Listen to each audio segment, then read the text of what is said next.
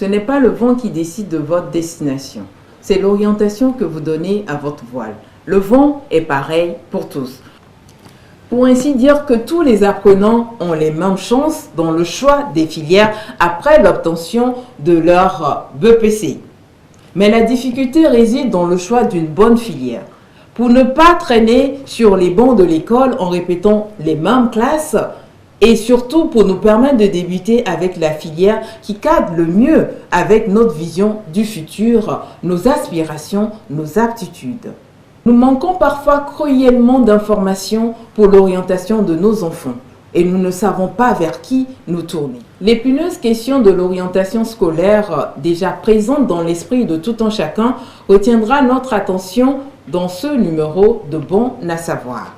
Et cette fois-ci, je serai avec M. Banla Toy, psychologue de l'éducation et de la formation, spécialiste en orientation scolaire et professionnelle, directeur du cabinet SPEED. Bonsoir messieurs, bonsoir mesdames, bienvenue au Carrefour du Savoir.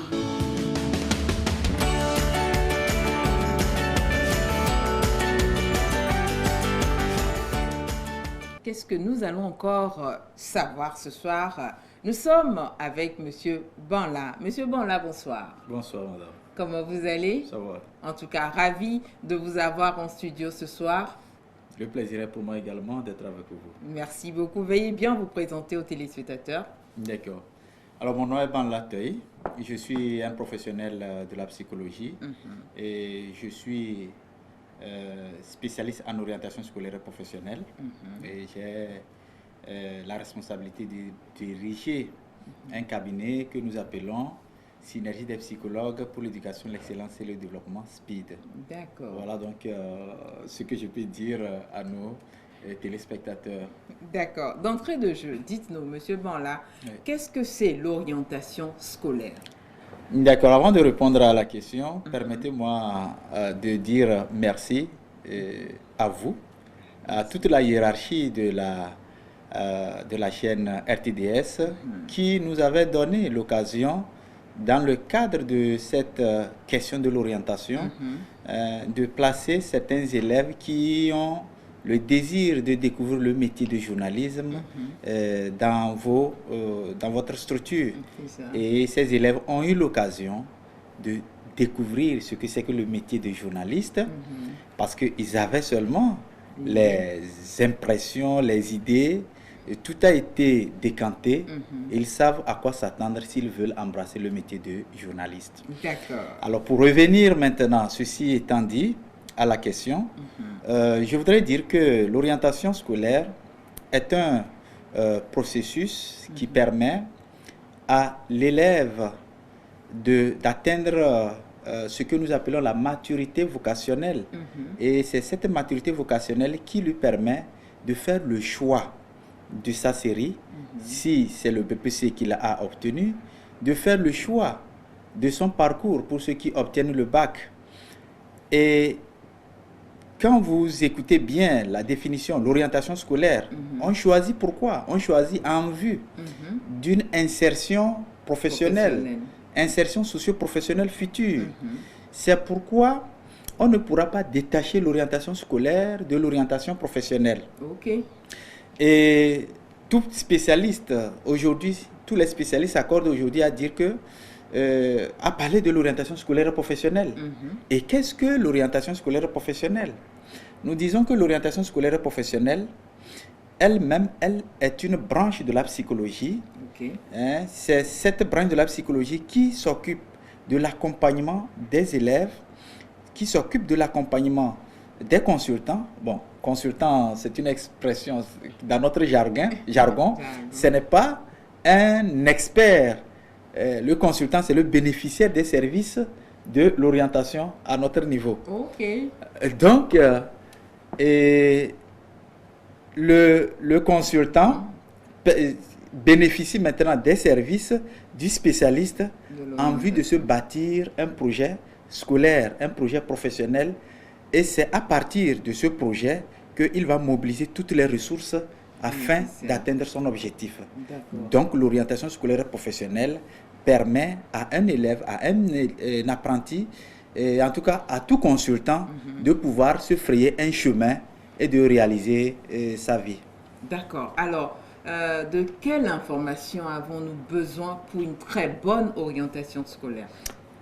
Oui, les informations, elles sont si nombreuses, mais nous allons les catégoriser ainsi. D'abord, il faut avoir des informations sur avoir l'identité du bénéficiaire. Vous allez connaître un peu le bénéficiaire à travers son cursus scolaire. Bon, le cursus scolaire, c'est une seconde partie. La première partie, c'est son identité. Okay. Il est qui? Il vient d'où? On essaie de collecter ces informations. Et la seconde partie, c'est de savoir quel est son parcours scolaire. Il a commencé en quelle année? Quelles sont les classes où il a eu des difficultés, où il a trébuché, où sa courbe de croissance ou bien d'acquisition de compétences, de performance scolaire est croissante, sa chute, on essaie d'avoir l'ensemble de ces informations avant de pouvoir l'aider dans le processus de son choix. D'accord, donc ceci dit, ce sont les critères sur lesquels vous vous basez pour orienter l'élève, ou il y a d'autres critères à part cela? Oui, il y a des critères. En termes de critères, nous pouvons les catégoriser aussi en 3 types de critères. Il y a les critères liés à l'apprenant lui-même, il y a des critères liés à l'environnement, il y a des critères liés à la formation. Donc, lorsque nous allons au niveau des critères liés à l'apprenant, nous allons voir ses centres d'intérêt, nous allons voir ses performances scolaires, nous allons voir son âge. Et au niveau de l'âge, par exemple, et je donne cet exemple, un élève qui obtient le bac, je suppose qu'il fait le bac à 28 ans. C'est un exemple. Hein? Aujourd'hui, il n'y a plus de 16 élèves. Donc, il fait le bac à 28 ans et il dit qu'il veut faire la médecine. La médecine, c'est 8 ans. C'est vrai, on dit 7 ans, mais en réalité, il faut 8 ans. Puisqu'il y a une année où tu dois absolument soutenir. Tant que tu n'as pas soutenu, tu n'es pas docteur en médecine. Donc, 8 ans plus 28, ça fait 36 ans. Et si tu dois te spécialiser, et à supposer que la spécialisation te prend, bon, vous voyez, 5 ans, plus 36, 41 ans. Et quand nous considérons l'espérance de vie des Togolais,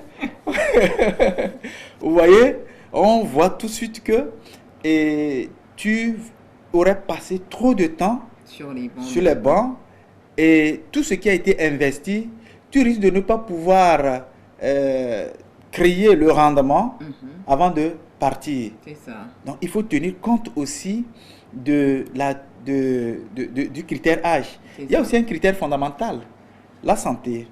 Voilà. La santé de la personne. Il y a certaines personnes qui ne peuvent pas travailler, par exemple, dans le bois, où il y a beaucoup de poussière. Et quand vous connaissez votre état de santé, vous ne vous aventurez pas, à moins que vous ayez pris le temps de vous soigner suffisamment, ou bien vous ayez déterminé les conditions qui vous permettent d'être à l'abri de l'influence de l'environnement de travail. C'est ça. Bon, il y a beaucoup, hein. Je peux me résumer à ce niveau ou m'arrêter à ce niveau pour parler de la formation, les critères liés à la formation.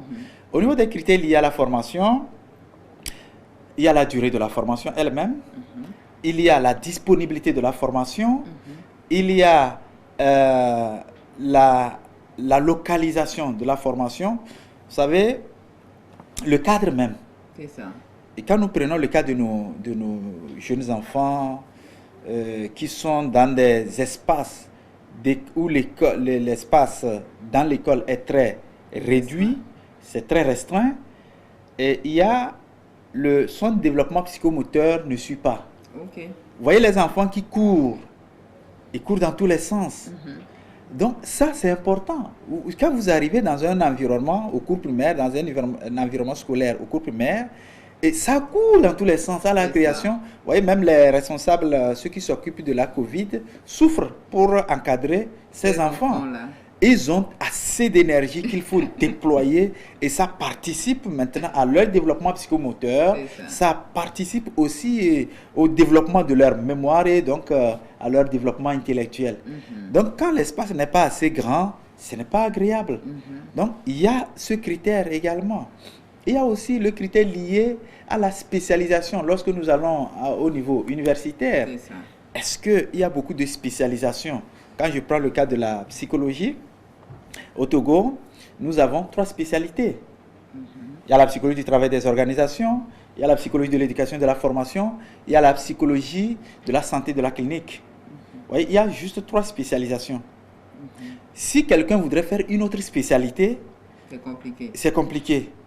Donc il va falloir qu'il envisage autre chose. Voilà. Ce qui est disponible, tout Exactement. Simplement.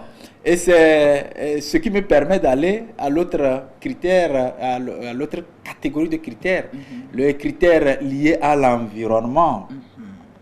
Donc, il y a des environnements qui sont favorables à la formation que vous souhaitez avoir. Il y a des environnements qui ne sont pas favorables.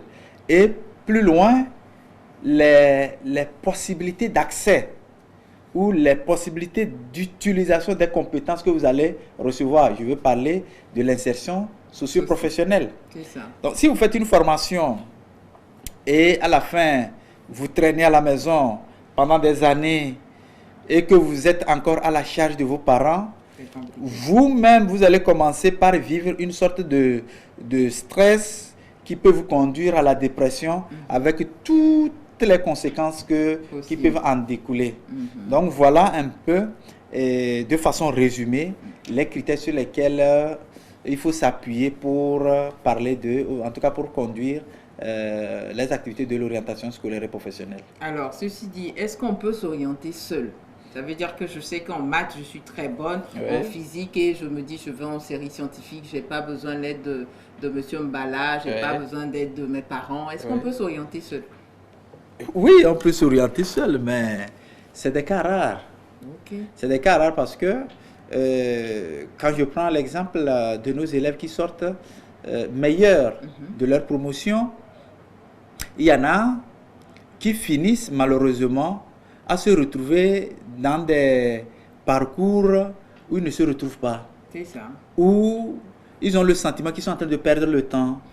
Ce n'est pas les compétences qui leur manquent, mais la formation ne leur donne pas un intérêt particulier, un intérêt qui leur donne envie de travailler, de s'investir davantage. Et ce sont des élèves, par la suite, vous allez voir que on va commencer par constater leur irrégularité à l'école. La démotivation suit, ils vont se retrouver dans certains groupes et plus tard on dit et pourtant l'élève là était bon, mais qu'est-ce qui s'est passé? C'est ça. Donc en réalité on a toujours besoin de quelqu'un et je profite pour vous faire savoir que quand on dit j'ai bénéficié des services d'un spécialiste pour faire le choix de mon parcours, de ma formation, ce n'est pas fini. Ce n'est pas fini. Quand vous faites le choix, vous retrouvez le chemin, mais sur le chemin, il y a les obstacles. Donc, il faut suivi également. Il faut un suivi. Donc, un bon spécialiste, quand il vous accompagne, à la fin, avec vos parents, on vous demande de trouver quelqu'un. Ça peut être un tuteur, quelqu'un qui va vous faire le tutorat sur votre devancier, ou bien quelqu'un qui est déjà dans la vie professionnelle que vous aspirez. Et la personne va vous faire ce qu'on appelle le mentoring. Et pour vous accompagner, la personne va vous montrer les astuces, comment la personne a échoué, comment la personne a su se relever. Parce que le chemin est bien tracé, mais sur le chemin, il y a des obstacles. J'aime prendre le cas du village, pour ceux qui ont fait le village. Il connaît le chemin pour aller à une destination. Mais il peut revenir avec des orteils déchirés parce qu'il y a les cailloux, il a heurté, puisque au village c'est difficile d'avoir des chaussures adaptées. Parfois même on marche pieds nus. Donc, il suffit d'heurter un caillou tranchant et c'est fini. On se blesse. On se blesse. Mais cela ne veut pas dire qu'il ne connaissait pas là où il devrait aller. Il connaît bel et bien le chemin. Il connaît bel et bien le chemin, mais les obstacles, ces obstacles sont là. Donc, il faut mettre un dispositif qui permette à ces enfants, à ces jeunes, d'avoir un soutien, une motivation au moment où ils semblent être dépassés par les épreuves de leur choix. D'accord. Alors, vers qui peut-on se tourner lorsque on est dans l'embarras du choix? Peut-être l'enfant même ne sait pas, les parents non plus, ou peut-être les parents veulent que l'enfant soit à leur image en imposant, l'enfant ne veut pas. Vers qui on peut se tourner, Monsieur Bala? Ok. Vers qui on peut se tourner? On peut se tourner, disons, vers l'ensemble des acteurs du système éducatif, mieux vers l'ensemble des acteurs de l'orientation. Ok.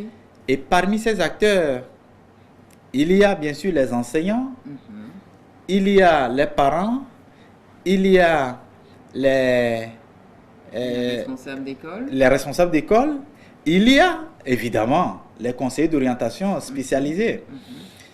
Mais la difficulté est que chaque acteur connaisse son rôle et qu'il le joue pleinement. C'est là la difficulté vraiment. Oui, et ce que nous avons constaté le plus souvent au Togo, c'est que beaucoup de ces acteurs ne connaissent pas le rôle qu'ils ont à jouer. Et du coup, ils sont, disons, ils jouent parfois certains rôles qui ne sont pas les leurs. Et ils ont même tendance à décider à la place de l'enfant. Et pourtant, moi je suis dans le champ de l'orientation il y a déjà une dizaine d'années. Et je dis souvent que j'ai jamais orienté un élève, j'ai jamais orienté un consultant. Et ceux qui m'écoutent ils disent mais c'est pas possible. Et qu'est-ce que vous faites alors?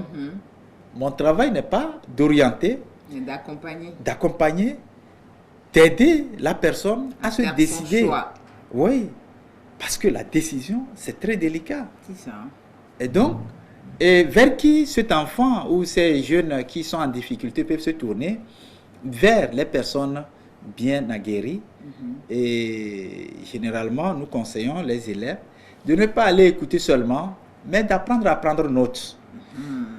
Vous allez vers votre parent, vers un tiers, vous échangez avec la personne et vous prenez note. Vous prenez note. Oui, c'est important. Et après, vous analysez ces notes. Après, vous allez faire la recherche. Ça peut être sur Internet. Et vous essayez de faire la collecte d'informations. Et avec la collecte de ces informations, vous pouvez maintenant essayer, s'il n'y a aucun spécialiste dans votre environnement, essayez vraiment de faire la discrimination de toutes ces informations et de voir ce qui cadre avec vos attentes. Et si vous avez la possibilité, vous avez la chance d'être dans un environnement où il y a le spécialiste, il suffit simplement d'aller au contact de ce spécialiste à partir des informations que vous avez collectées auprès de vos enseignants, auprès de vos parents, auprès des professionnels. La personne va vous aider à pouvoir faire votre choix. D'accord. Donc, il est très important d'orienter un élève.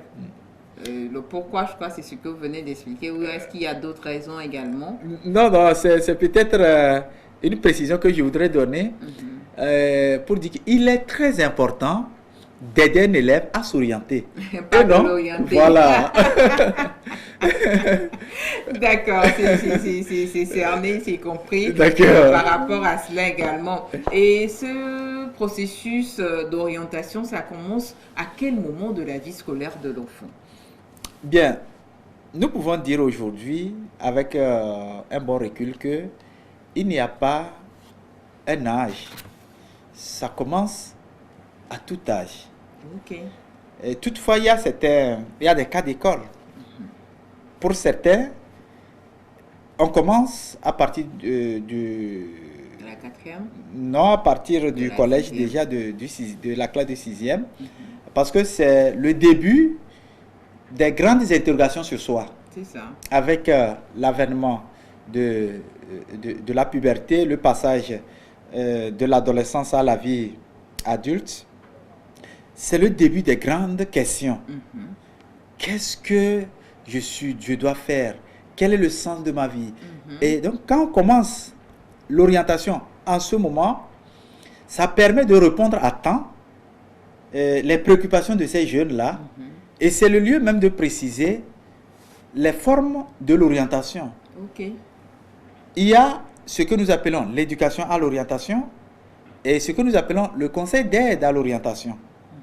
L'éducation à l'orientation, c'est un programme qui se déroule normalement dans chaque classe à partir de la classe de 6e, de sorte que l'élève, jusqu'en classe de 3e, atteigne ce que j'avais dit à l'entame de notre émission, la maturité vocationnelle.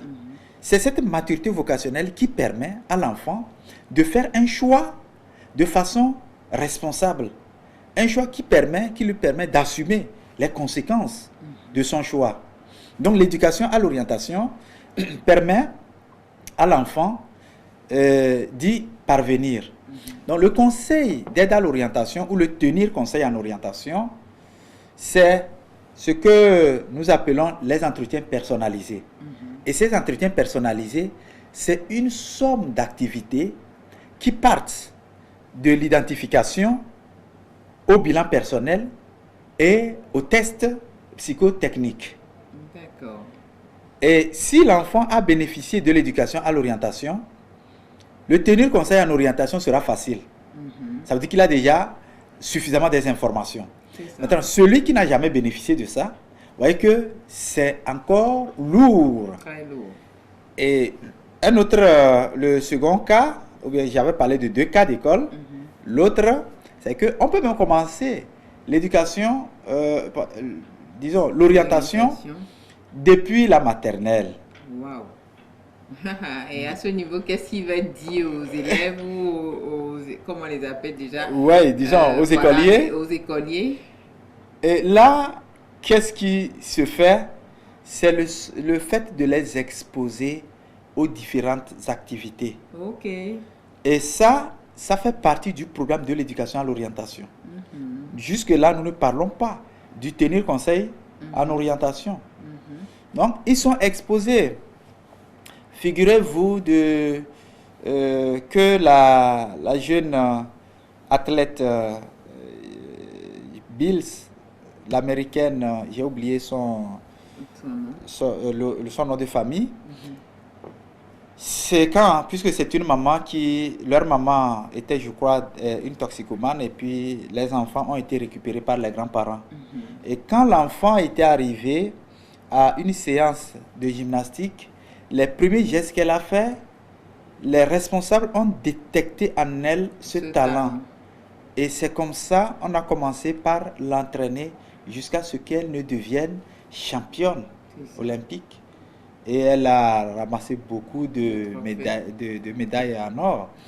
Donc c'est pour dire que quand nous sommes avec les plus jeunes, on les expose aux différentes situations, aux différents métiers. Là, on ne cherche pas à leur donner un enseignement. Il suffit de leur donner la possibilité de voir. Ils vous imitent, ils essayent. Et quand ils essayent, ce n'est pas la peine de leur donner une interdiction. Et arrête ça, va apprendre. Ça aussi, c'est un processus d'apprentissage. C'est un processus qui leur permet d'éclore leur talent et d'aiguiser leur génie. Ok, d'accord. Alors, quelle est la part de responsabilité des parents dans ce processus? Oui, justement, je crois que ce que je suis en train de dire, ça répond bien. Et les parents aussi trouvent leur compte. Voilà. Et il ne s'agit pas, à ce niveau, d'être des académiciens purs et durs pour dire que il faut lire, il faut apprendre telle leçon, il faut faire les exercices. On apprend tout ceci, c'est pourquoi? C'est pour l'insertion socio-professionnelle future. Et c'est aussi important de donner l'occasion aux enfants de se découvrir à travers ce que vous faites. Un parent qui n'a pas eu l'occasion de partager avec son enfant sur ce qu'il fait, de partager avec son enfant les informations de son métier, les informations de son parcours. On arrive à le faire souvent. Oui, généralement on n'arrive pas, mais la dernière fois j'ai reçu un parent avec son enfant, disons un couple avec leur enfant, C'est ça. et je demande à la jeune fille, est-ce que ton papa arrive à te raconter ses conneries d'enfance quand ce qu'il faisait, et puis la maman... On n'arrive pas. Mais ce qui m'a beaucoup intéressé, l'enfant a dit oui. Il dit, ah, il te raconte ses conneries d'enfance. Ça n'arrive pas tous les jours. Oui, c'est un des rares parents qui le fait. Ah, ça c'est bien. C'est un des rares parents qui le fait. Et c'est important qu'on arrive à dire à nos enfants les difficultés que nous avons traversées. Et puis, ce qui est important, il ne s'agit pas de leur dire les difficultés que nous avons traversées. Mais comment On a fait pour se relever dans nos chutes. Parce que c'est ça qui permet à l'enfant de savoir que même si je rencontre les difficultés, j'ai encore la possibilité de me relever. Voilà. Donc, il y a ce partage d'expérience avec ces enfants. Et par exemple, le temps que nous passons avec les enfants, les films que nous suivons avec les enfants, les vidéos que nous pouvons télécharger, les métiers, accorder le temps à nos enfants. Et là, un aspect important est de régler nos difficultés de couple de façon beaucoup professionnelle. On va aider nos enfants. Parce que les enfants qui sont exposés aux conflits conjugaux permanents, il y a dans le processus de l'accompagnement de leur choix, ce que nous détectons, c'est parfois une sorte de régression, une sorte d'une mauvaise estime de soi, une sorte de manque de confiance, alors qu'on ne peut pas réussir si nous manquons de confiance en nous, si nous n'avons pas une bonne image de nous. Et dans bien des cas, ces difficultés, le vécu de ces enfants ont des racines qui se prolongent dans les conflits conjugaux. Donc le fait de vivre dans un environnement harmonieux est aussi une part de responsabilité des parents vis-à-vis de leurs enfants dans le choix de leur formation, dans le choix de leur métier. En tout cas, beaucoup de parents nous suivent présentement et nous sommes sûrs et certains qui sont en train de tirer quand même leçon de tout ce qui est dit et essayer de corriger tout cela à la base, à la maison. Je l'espère bien. Monsieur Bonla, oui. On a vu la part des élèves eux-mêmes, la part de responsabilité des parents, la part de responsabilité du gouvernement. Oui, vous voyez, le gouvernement, il a le plus grand rôle à jouer. C'est ça. Parce que c'est l'État. Voilà. C'est les dirigeants qui décident de la formation des conseillers d'orientation. C'est le gouvernement qui définit les axes du développement. C'est le gouvernement qui sait où il doit, à quelle échelle de développement il doit positionner le pays dans 5 ans, dans 10 ans, Voilà. dans 30 ans. Et on ne peut pas positionner le pays à ce niveau souhaité s'il n'y a pas de ressources humaines. C'est ça. Et ces ressources humaines doivent être canalisées. Ces ressources humaines doivent être prises en compte dans ces différents axes qui vont contribuer au développement souhaité. Et donc, le gouvernement est acteur principal de la formation des conseillers d'orientation. Et c'est le gouvernement qui donne les outils aux conseillers d'orientation. Par exemple, là où je suis un spécialiste en orientation. C'est ça. Mais si je n'ai pas les outils, je ne peux rien faire. C'est le lieu même de dire que faire de l'orientation ne doit pas être une séance de bavardage. Si nous n'avons pas les outils, nous allons ressembler à un cultivateur qui va au champ sans ses outils. Il faut avoir les outils de travail. C'est ça. Et si un élève va chez un conseiller d'orientation qui passe le temps à lui poser des questions sans des outils, c'est que cette personne n'est pas encore en train de faire de l'orientation. Mais pour nous, on se dit dans l'orientation, c'est la parole, c'est le dialogue. Maintenant, vous avez d'autres outils également avec lesquels vous vous servez pour orienter. C'est ce que vous êtes en train de nous faire comprendre. Tout à fait, tout à fait, tout à fait. Okay. Vous voyez, quand j'avais parlé des critères, je n'avais pas parlé des notes. C'est ça. C'était à dessein. C'est ça. Parce que le plus souvent, on a le sentiment que l'enfant est bon en mathématiques, va faire la série CD. Tu es bon, va faire en lettres, va faire la série A4. Et pourtant, quelqu'un peut être mauvais en mathématiques et ça de façon apparente. Au fond, il est bon en mathématiques. Et comment nous allons le savoir? C'est à travers des outils. Je vous donne l'exemple d'un seul outil que nous appelons le test de raisonnement R80. C'est un test qui permet de savoir si l'enfant peut réussir en mathématiques ou pas. Parce que les mathématiques, c'est le raisonnement. Donc, si un enfant réussit bien à ce test, et je donne un exemple, voyez-vous par exemple le parent dont je parlais tout à l'heure, son enfant a réussi à ce test de raisonnement à 75%. C'est l'une des meilleures performances. Il y en a qui... Et c'est le BPC qu'elle a eu. Hein? Alors qu'il y en a qui ont fait le bac et qui réussissent ça parfois à 15%, à 20%. Donc, l'État, sa responsabilité, c'est qu'au-delà de former les conseillers d'orientation, au-delà de les mettre à la disposition de tous les établissements scolaires, il faudrait que ces conseillers d'orientation aient les outils du travail.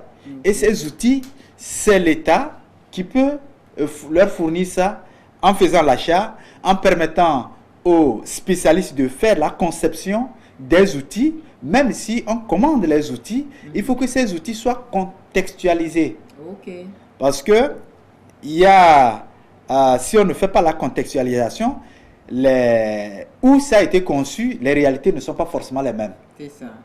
Donc, l'État, au-delà de tout ce que nous sommes en train de dire, doit maintenant réglementer le travail du conseiller d'orientation pour qu'il n'y ait pas les dérives. Ok, d'accord. Merci beaucoup à Monsieur Bala que nous recevons ce soir pour votre plaisir, fidèles téléspectateurs. Et nous espérons que vous nous suivez de près et de très très près dans cette émission parce que cette question qui est déjà bien présente dans tous les esprits demeure également un casse-tête chinois comme le dirait d'aucuns dans nos maisons. Donc Monsieur Bonla répond tout simplement à nos questions ce soir. Voilà, Monsieur Bonla, dites-nous, pour un parent et on n'a pas de consensus à la maison, c'est compliqué pour papa, c'est compliqué pour maman, aussi bien pour les enfants. Qu'est-ce que vous pouvez leur proposer comme solution? C'est la conciliation.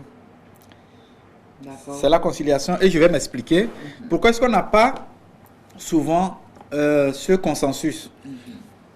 L'enfant a son chemin, l'enfant a ses aspirations. Le parent qui a beaucoup plus de l'expérience pense que il a les meilleures approches pour permettre à l'enfant de réussir sa vie. Malheureusement, dans certains cas, et d'ailleurs, dans bien des cas, les enfants ne se retrouvent pas dans ce que les parents leur proposent ou leur font comme proposition. C'est ça. Et je ne vais pas condamner les parents. Et ils ont leurs raisons. Et nous pouvons juste chercher à expliquer le pourquoi les parents sont parfois en déphasage avec les attentes des enfants. Ce que je venais de dire, ils ont beaucoup plus de l'expérience et il y a certains parents qui ont déjà bâti, disons, un patrimoine professionnel. Ça peut être des cabinets, ça peut être des entreprises. Ils auraient souhaité que l'enfant fasse un domaine pour venir les remplacer dans leurs vieux jours. Ça, c'est un.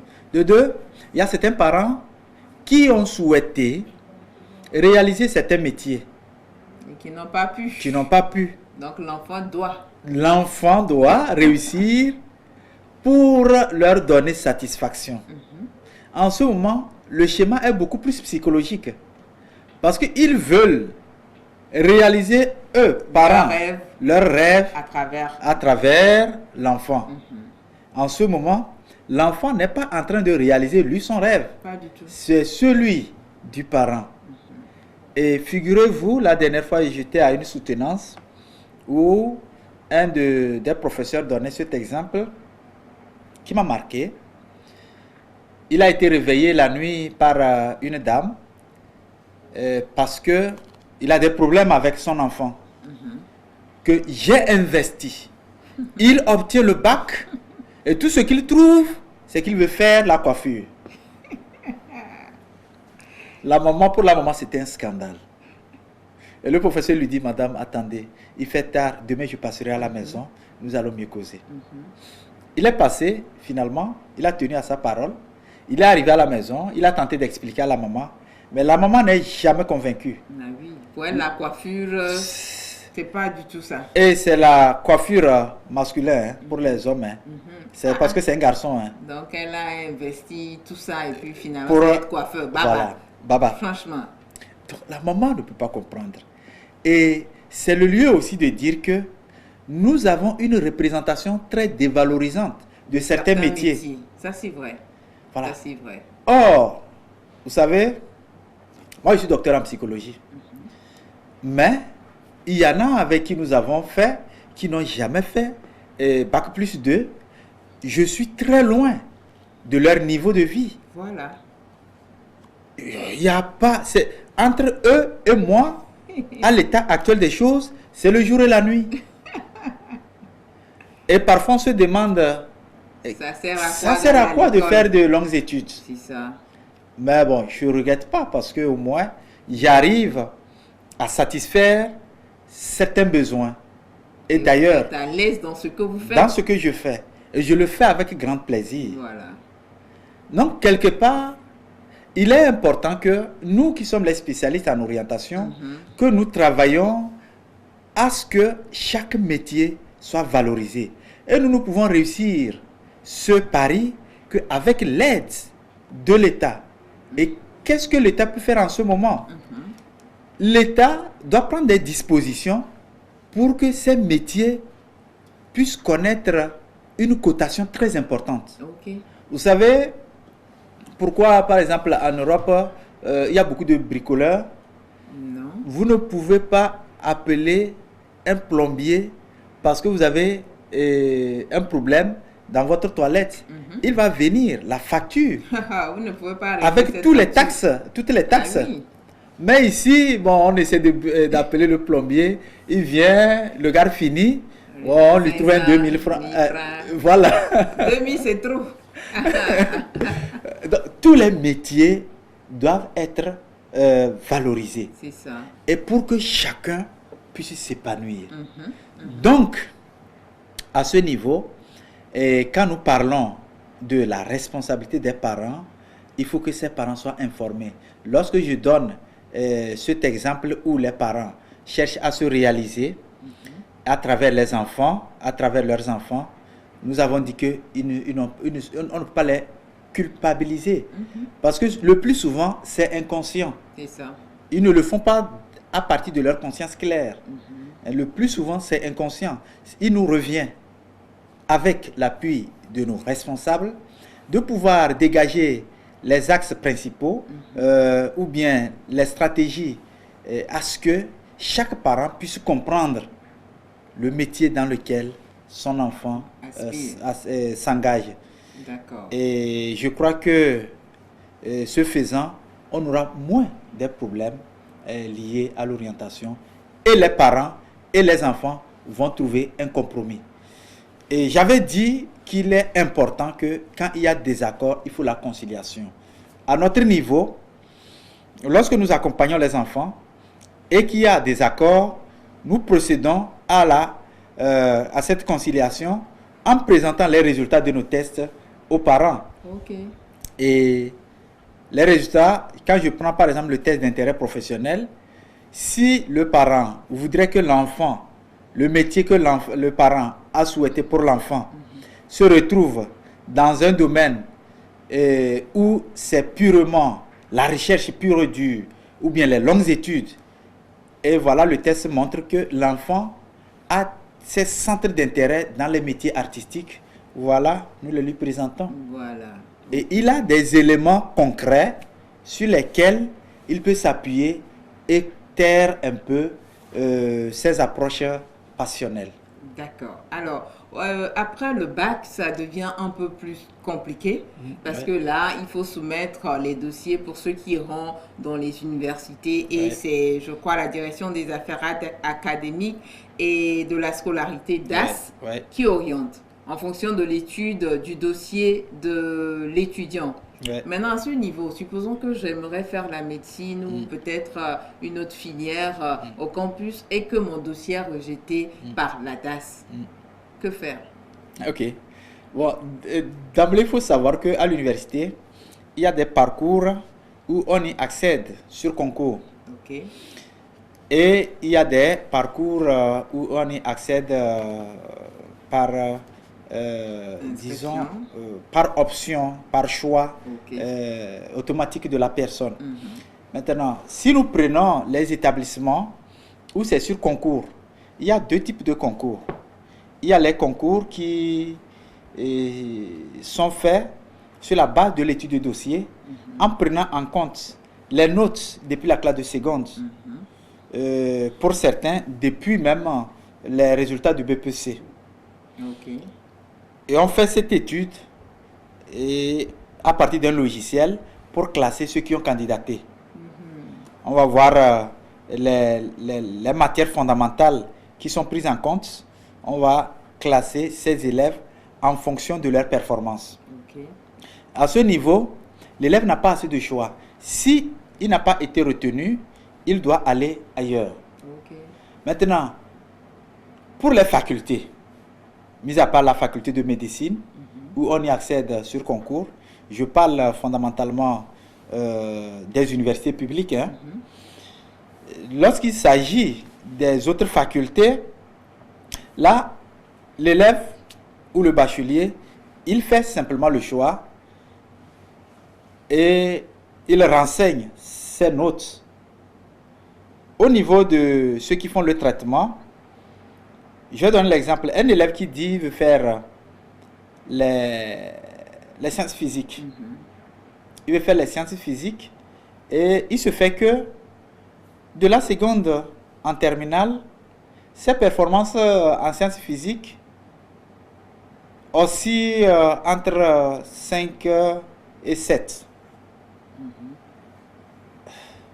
Vous comprenez que ça va être difficile, de réussir en sciences physiques à l'université. Mieux, si c'est un élève qui a fait la série A4, quoi qu'il ait eu des 12, des 13 en sciences physiques, il lui sera difficile d'être retenu.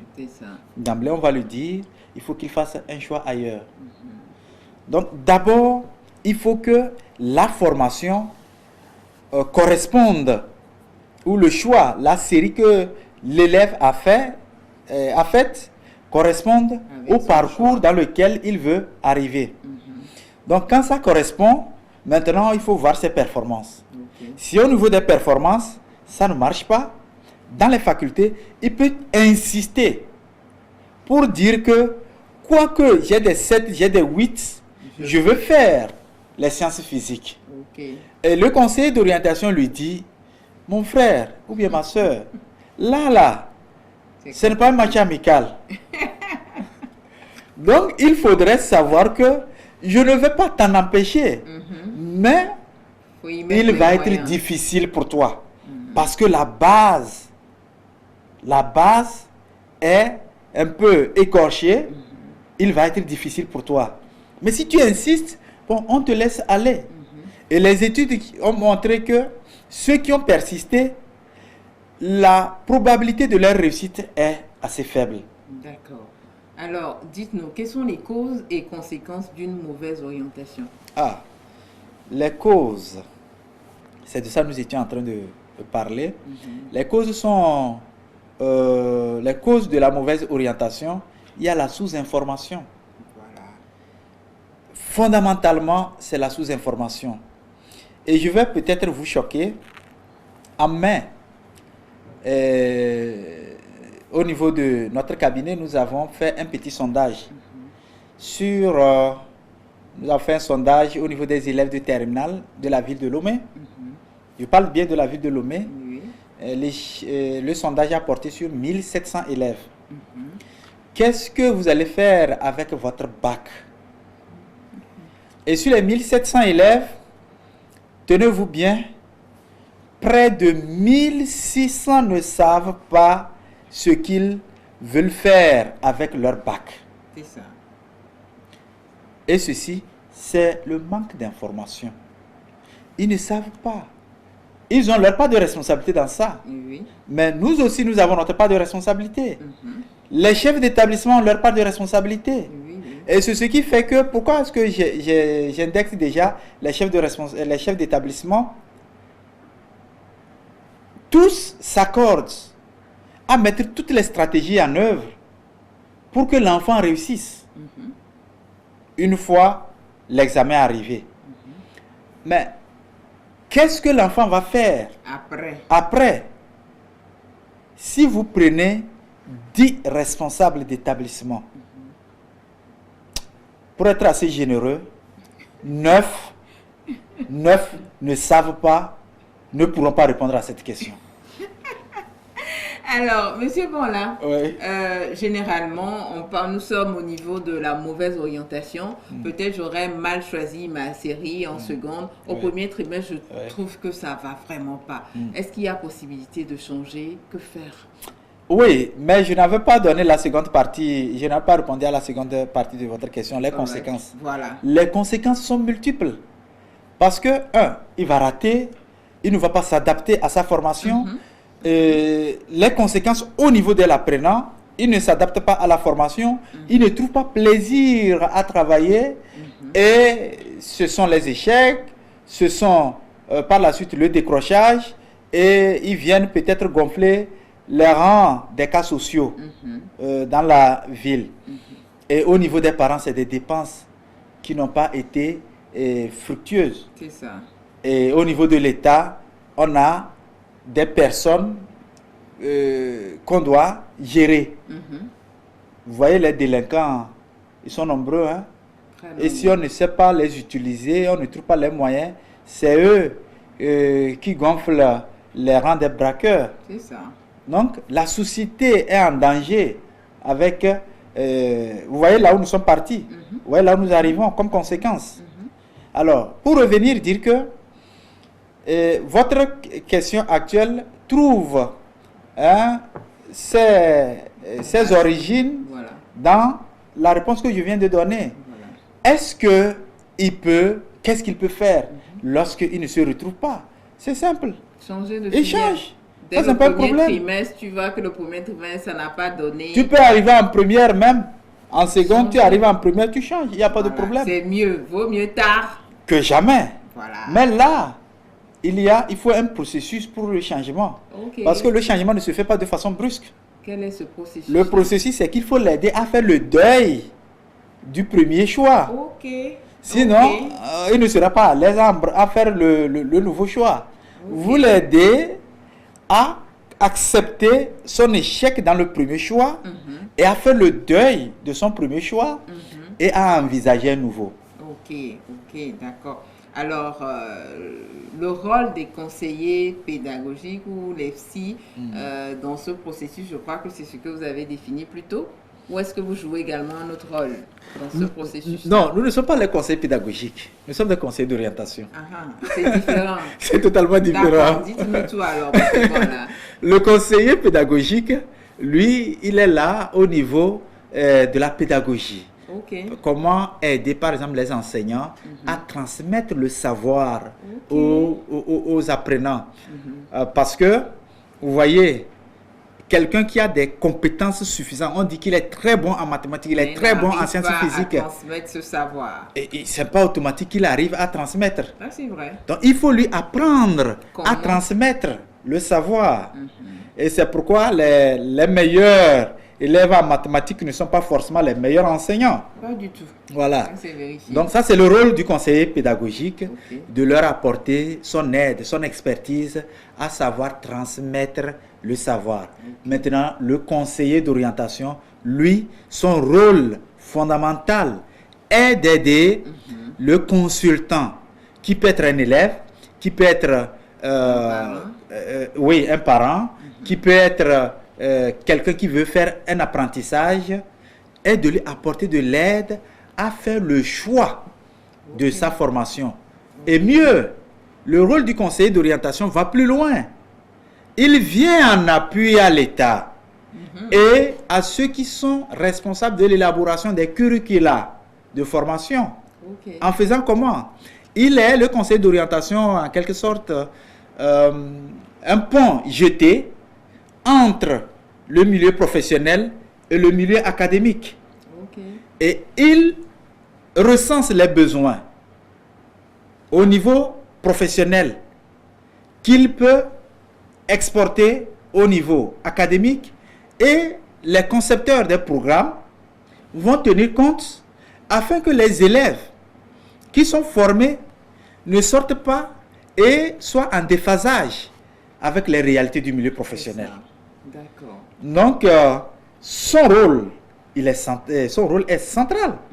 Autrement dit, la place du conseiller d'orientation, en principe, s'il devrait être utilisé, il devrait jouer le rôle d'une pièce maîtresse dans ce système. Donc, c'est un peu pour dire à l'État togolais d'inclure cela même dans les matières que nous faisons ou qui sont administrées aux apprenants, ou bien?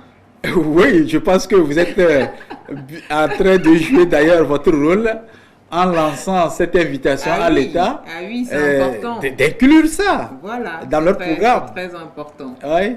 D'accord. Alors, Monsieur Banla, Oui. comment concilier passion et vie professionnelle? Est-ce que lorsque vous discutez beaucoup avec ces apprenants-là, vous arrivez à détecter ça, c'est une passion que vous avez, pas forcément ce que vous aimeriez faire plus tard? Comment vous conciliez cela dans vos conseils que vous leur donnez? Bon, je ne sais pas si je serai en mesure de répondre à cette question parce que j'exerce un métier par passion. Et c'est ça qui fera que je ne mettrai pas la question financière devant. Et ça permet de satisfaire le besoin psychologique et le besoin social du métier que j'exerce. Ok. Donc, le métier n'a pas pour rôle que de satisfaire une fonction financière, la fonction sociale, la fonction psychologique, ça y est. Ok. Donc, lorsque je trouve passion, j'ai de la passion pour un métier, quelles que soient les circonstances, je vais y parvenir. Mais quand le métier devient laborieux, je serai exposé, puisque antérieurement nous avions parlé des conséquences, je serai exposé à toutes sortes de difficultés dans l'exercice de ce métier, et je serai exposé à ce stress, à cette pression, même à la dépression. Et par la suite, l'argent que je cherche à gagner ne me servira pas à m'épanouir davantage, mais me servira à me soigner. Et les médecins, je défie nos amis médecins de pouvoir faire le diagnostic médical sur le plan organique d'une maladie psychologique. Autrement dit, quand quelqu'un souffre d'une dépression, les examens médicaux auront de la peine à faire le diagnostic, dire que c'est la cause de la maladie. Elle est d'ordre psychologique. Vous voyez les conséquences. Donc, la passion, en réalité, permet à l'enfant, ou bien aux jeunes, aux consultants, de faire un engagement. Alors donc, quand l'enfant trouve sa passion, franchement, tout les obstacles qu'il rencontre sont des éléments de stimulation vers l'atteinte de son objectif. Monsieur Bonla, Oui. de combien de filières dispose-t-on au Togo? Parce que cette question-là, franchement, après le BPC, les enfants ne savent même pas ce qu'on a comme filière disponible. Oui. Qu'est-ce que chaque filière fait ou qu'est-ce que chaque filière nous permet de faire plus tard? Ok. D'abord, nous avons au Togo deux types d'enseignement Ok. à partir de la seconde. Il y a l'enseignement technique, il y a l'enseignement général. Ok. Malheureusement, l'enseignement technique est très peu connu. Nous avons beaucoup plus la connaissance sur l'enseignement général. Ce qui fait que, dans la plupart, peut-être la raison, hein, dans chaque préfecture de notre pays, il y a au moins un lycée d'enseignement général. Et le lycée d'enseignement général, nous avons 3 séries. La série A4, la série C et la série D. D'accord. Mais reconnaissons que très peu de lycées d'enseignement général ont la série C4. Et les raisons, nous pouvons les énumérer très rapidement. Parce que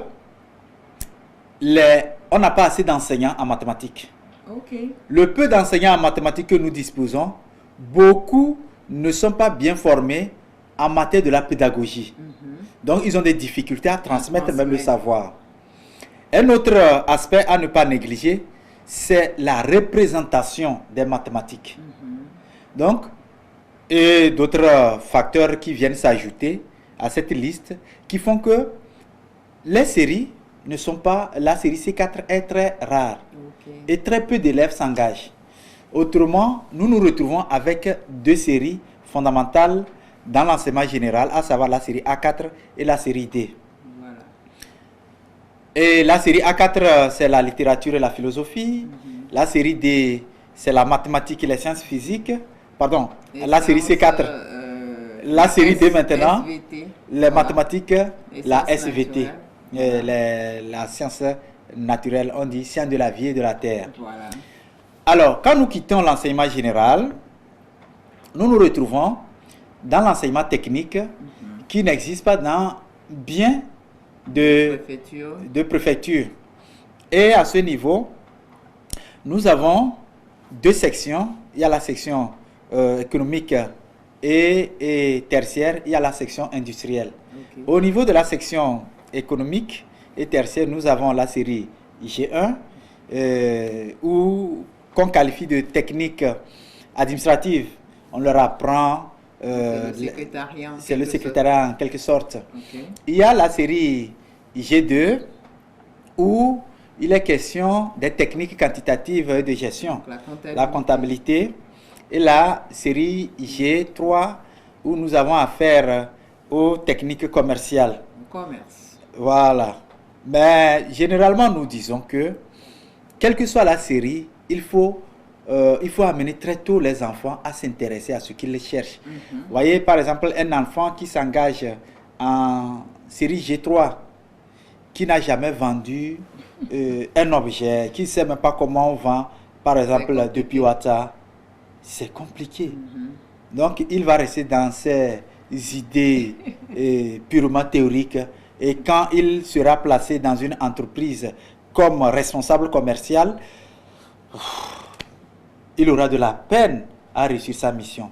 Or, la meilleure formation, elle est sur le terrain. Je quitte la section économique et tertiaire pour parler de la section industrielle. La E, mathématiques, où il est question de mathématiques et mécanique, hein, mécanique et mathématiques. Donc la E, c'est la mécanique, en quelque sorte. En quelque sorte. Et il y a aussi la F1, qui est aussi dans la mécanique, la construction mécanique. Il y a la F2, qui est dans l'électronique. Et il y a la F3, qui est dans l'électrotechnique. Et il y a la F4, qui est dans génie civil. Maintenant, il y a une autre série qui est aussi rare, la TI1. Nous avons ça aussi au Togo. Nous avons aussi ça au Togo. Parler. La TI1. La TI1. TI1. Togo, qu'est-ce qu'on fait? Et on fait la tuyauterie. Ok. Et vous voyez, disons, les tuyaux, les tuyaux dans, par exemple, les pipelines qui sont utilisés normalement. Normalement, s'ils atteignent un niveau de perfectionnement, c'est ce qu'ils peuvent faire. Et il ne faut pas perdre de vue que tout ce que je viens de dire, cela ne leur permet pas, avec leur bac, d'être compétitifs sur le marché de l'emploi. Donc, il est important que, avec le bac, qu'ils continuent leurs études au niveau supérieur, arriver par exemple au niveau de l'ingénierie. Quand je prends par exemple nos amis de la F1 qui sont dans la construction mécanique, vous voyez, quand vous prenez le véhicule, il y a beaucoup de pièces. Et ils sont appelés à faire la construction de ces pièces. Mais ils ne peuvent pas faire toutes les pièces. Ils peuvent être spécialisés dans la construction d'une pièce. Ok, d'accord. Et selon les véhicules, ils font la construction. Selon le type de véhicule, ils font la construction. Donc, avec le niveau secondaire, le niveau lycée, ce n'est pas suffisant. Je les invite à continuer la formation. Mais il faut qu'ils sachent que l'accès à ces formations au niveau universitaire dans notre pays est très restreint. Ok, merci Monsieur Bola. On n'a pas du tout envie de clore cette émission. Nous sommes déjà à court de temps.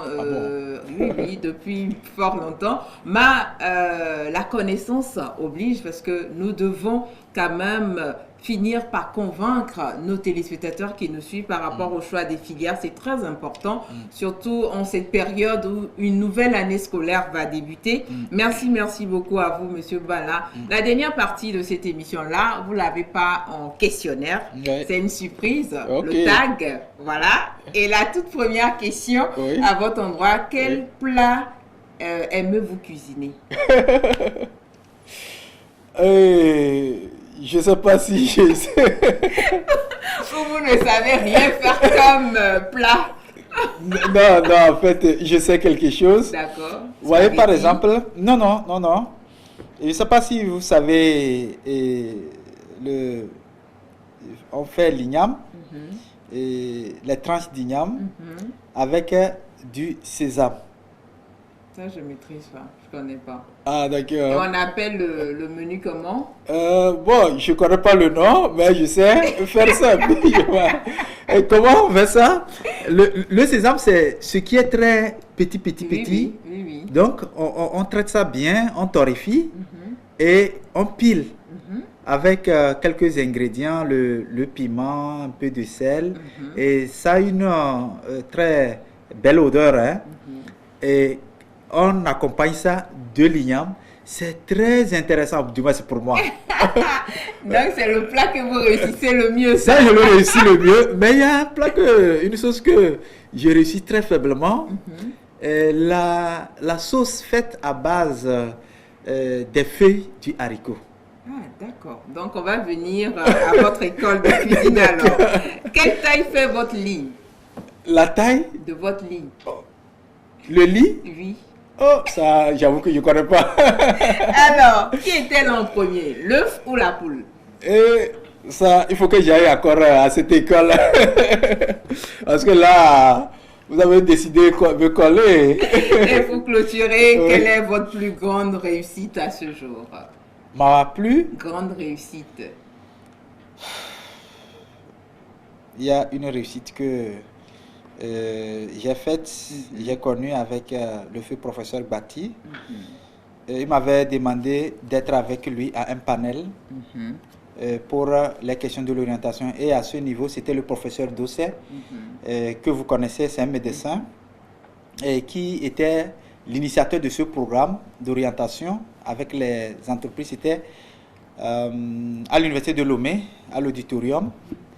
Et là, le professeur m'avait demandé de faire la présentation de l'orientation en milieu scolaire. Et mon intervention m'avait franchement intéressé. Et là, c'était avec audace. Parce que je m'étais dit que ici, j'ai rien à perdre. Comme le patron lui-même, il est là. Si je commets des gaffes devant le public, il ne va pas me faire des remontrances ici. Il va corriger, il va me chauffer au bureau. Mais là, mon audace l'avait tellement marqué que quand il est retourné au bureau, il m'a appelé 2 semaines après, il dit, j'étais touché par ton intervention, je voudrais que tu fasses une thèse. Ah, bravo! C'est ça qui a fait que je m'étais engagé en thèse. Okay. C'est lui qui était mon directeur de thèse. D'accord. Malheureusement, avant ma soutenance, Dieu l'avait rappelé. En tout cas, que son âme repose en paix, tout simplement. Votre mot de la fin, Monsieur Mbala. Alors, Monsieur Banla, d'accord. Je voudrais vous dire une fois encore merci pour cette initiative. Merci. Et je vous encourage à continuer ces émissions de sensibilisation. Je crois que vous rendez un service immense aux parents et à cette jeunesse qui est vraiment en perte de repère au moment de se positionner. Et que